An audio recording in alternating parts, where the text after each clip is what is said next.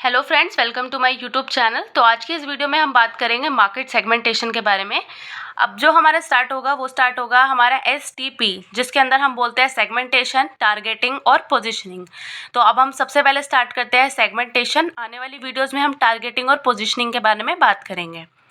तो market segmentation क्या होता है? In business, market segmentation determine who is in your target market and who is not. When utilizing market segmentation, you look at all the people who could buy your product and decide how to break them up into groups that have similar needs, want, or demand characteristics. When you do this, you are able to communicate with different groups using different message and marketing technique. Market segmentation के अंदर वो लोग आते हैं जिसको हम target करने वाले हैं। मतलब हमने एक सेगमेंट बना ली कि हम इन लोगों के बारे में सोचेंगे, इनके अकॉर्डिंगली हम प्रोडक्ट को बनाएंगे। तो इसके अंदर वो लोग आते हैं जिस भी मार्केट को हमने टारगेट करा है कि आने वाले टाइम पर हम इस मार्केट के ऊपर काम करेंगे।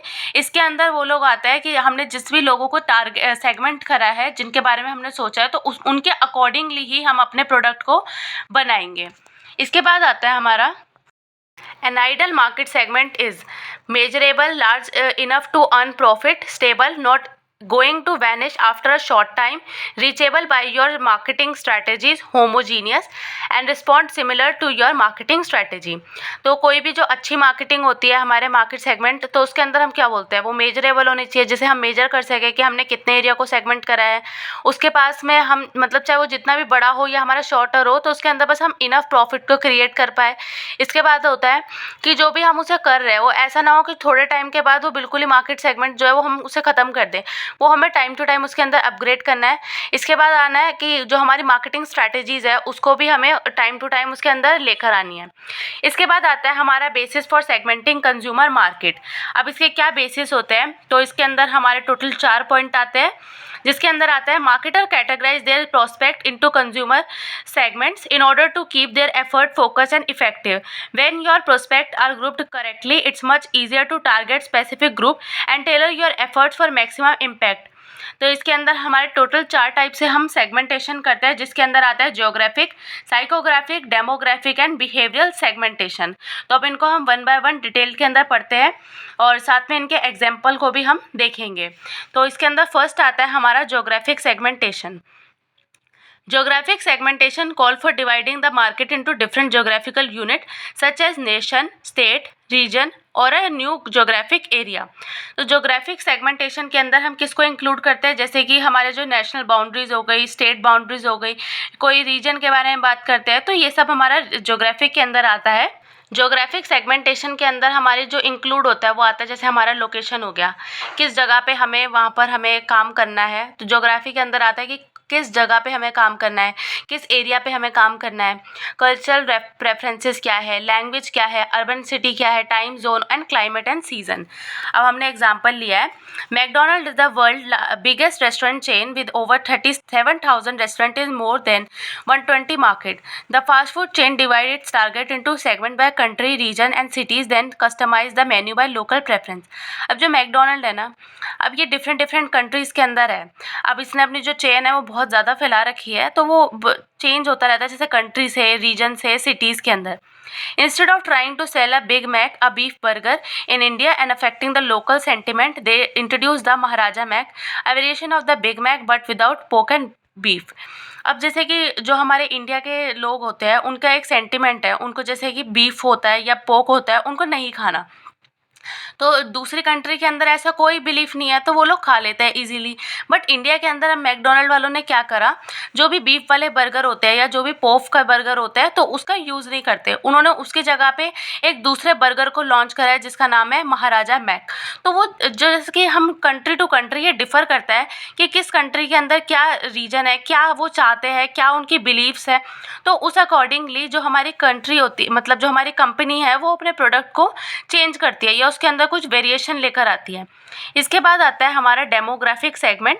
Demographic segmentation group customer and potential customer together by focusing on certain traits such as age, gender, income, occupation and family status.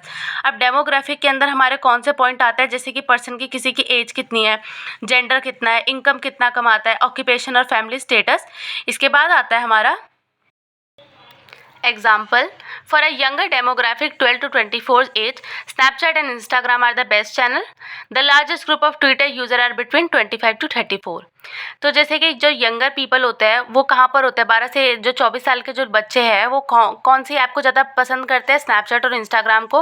वहीं पर अगर हम 25 से लेकर 34 साल के लोगों के बारे में बात करें, उनको कौन सी ऐप पसंद है, जैसे कि ट्विटर वगैरह।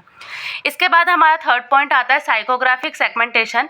इन psychographic segmentation buyer are divided into different group on the basis of lifestyle and a personality. People within the same demographic group can exhibit they very different psychographic profile. Here we might look at customer and define them by their personality trait, hobbies, life goal, values and belief and lifestyle. इसके अंदर आता है psychographic के अंदर आता है जैसे कि लोगों की प्रोफाइल कैसी है, लोगों की हॉबीज़ कैसी है, लाइफ गोल क्या है, वो लाइफ में क्या अचीव करना चाहते हैं, क्या वैल्यू है, क्या बिलीफ है। तो इसके अंदर एग्जांपल आता है, if a shoe manufacture intend to design shoe for a various section of the market such as athletics. अब जैसे कि कोई हम शू मैन्युफैक्चर के बारे में बात करें, वो डिफरेंट टाइप के जो शू होता है उनको बनाता है, जैसे कि एथलेटिक्स वाले लोगों के लिए बनाता है, ऑफिस वाले पीपल के लिए बनाता है, स्टूडेंट्स के लिए बनाता है। Dividing group according to customer whose lifestyle revolve around cycling और running, those individual who prefer formal shoes and similar other segmentation. अब जैसे कि जो एथलेटिक्स होते हैं वो कौन से वाले शूज़ को लेंगे, जैसे कि जो साइकिलिंग और रनिंग के लिए उनको हेल्प कर सके, स्पोर्ट्स शूज़ जिन्हें बोलते हैं। ऑफिस वाले जो लोग होंगे वो कौन से शूज़ को लेंगे, फॉर्मल शूज़ को। और जो स्टूडेंट्स होते हैं वो नॉर्मल जो स्टूडेंट्स वाले होते हैं शूज़ उसको लेते हैं। तो ये जो हमारा होता है इसको हम डिफरेंट सेगमेंट कर लेते हैं कि पर्सन की साइकी के अकॉर्डिंग, उनके हॉबीज़ या उनके लाइफस्टाइल के अकॉर्डिंग जब हम उनकी सेगमेंटेशन कर लेते हैं। तो थर्ड पॉइंट हमारा कंप्लीट होता है। इसके बाद आता है हमारा behavioural segmentation. Behavioral segmentation refer to a process in marketing which divides customer into segment depending on their behavior pattern when interacting with a particular business or website. Behavioral segmentation के अंदर आता है कि किसी भी पर्सन का जो behaviour है वो किस तरीके से है, वो कौन सी चीज़ों को देखना पसंद करता है और कौन सी चीज़ों को डिसलाइक करता है। These segment could include grouping customer by, अब इसके अंदर हम पर्सन को किस तरीके से ग्रुपिंग करते हैं, their attitude towards your product and brand, उनका क्या एटीट्यूड है तुम्हारे प्रोडक्ट और ब्रांड के लेकर, their use of your product और सर्विस, उन्होंने कितना यूज़ करा है आपके प्रोडक्ट और सर्विसेज को, there overall knowledge of your brand and your brand product, वो आपकी क्या उसके पास कितनी नॉलेज अवेलेबल है आपकी ब्रांड के लिए या आपके ब्रांड के जितने भी प्रोडक्ट्स अवेलेबल हैं। The purchasing tendency such as buying on special occasion like birthday and holidays.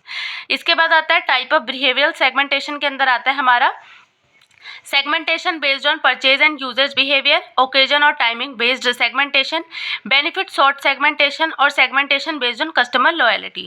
तो ये इसके 4 टाइप होते हैं। तो आज की इस वीडियो में हमने देखा है डिफरेंट जो सेगमेंटेशन होता है वो किन किन बेसिस पे होता है, और सबसे पहले हमने देखा था सेगमेंटेशन की डिफाइन के बारे में। तो आज की वीडियो में बस इतना ही। वीडियो अच्छी लगी हो तो आप लाइक करें, चैनल पर नए हो तो आप सब्सक्राइब करें और आप मेरी वीडियो को ज़्यादा से ज़्यादा शेयर करें।